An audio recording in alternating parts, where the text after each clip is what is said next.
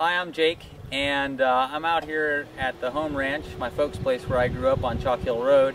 And right now is when the vines are in flower, or they've either set fruit. It's called set. And I wanted to show you how that works and show you the difference between where the Cabernet is right now in the evolution of that process and where the Chardonnay is. So right up here on the hill is where we've got the Cabernet. So right here we're going to look at a Cabernet vine. I'll show you the flowers on it and talk a little bit about the stage of development. And then we'll go down to the flat, which is right there where we grow the Chardonnay, and take a look at what that looks like. Quite frankly, things look really nice this year, and one of the things that the crew is doing is going through and doing what I'm doing right now, which is to just pull off what we call these laterals, these things that grow out sideways out of the vines, to create a little bit more air, a little bit more sunshine here in the canopy. Now, here's a bunch of grapes. You can see here that they're the remains of all these flowers, and as those flowers fall off, they leave the actual grapes behind.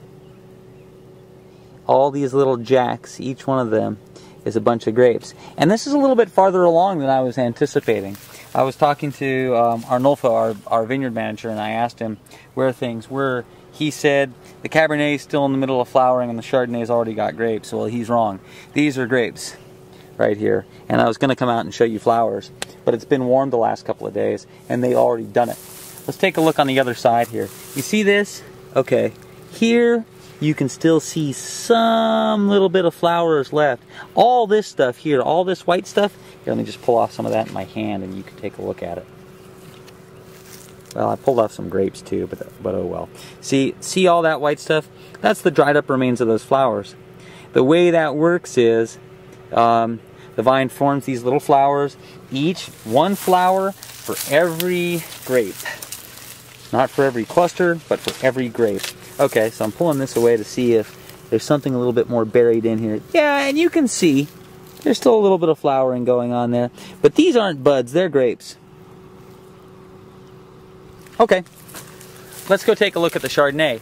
The Chardonnay is colder, and I'll bet you that it has bigger, more advanced grapes even so, just because it's so much of an earlier ripening variety. Let's go take a look. Oh, it's really interesting to me that how diverse these varieties are, even if they're grown in the same place.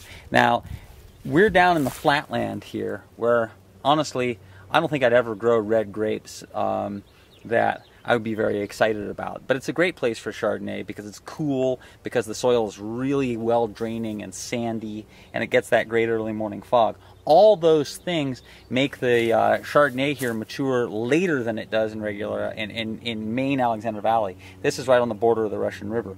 But even all that said, you can see that the Cabernet up on the hill, which grows in a warmer spot, is just those little tiny berries and has all kinds of flower all left all over it. And this Chardonnay, I mean, it's probably had those berries on for a week.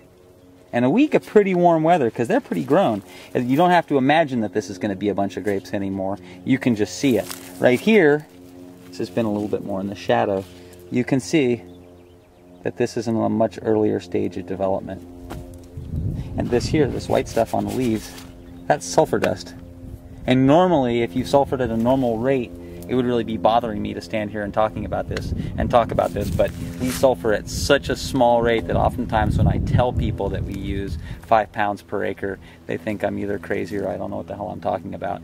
But it works great for us. We do it a lot. We do much less of it. It doesn't affect the way the wine tastes or screw things up or hurt the people that are working in the vineyard, and it controls mildew really well.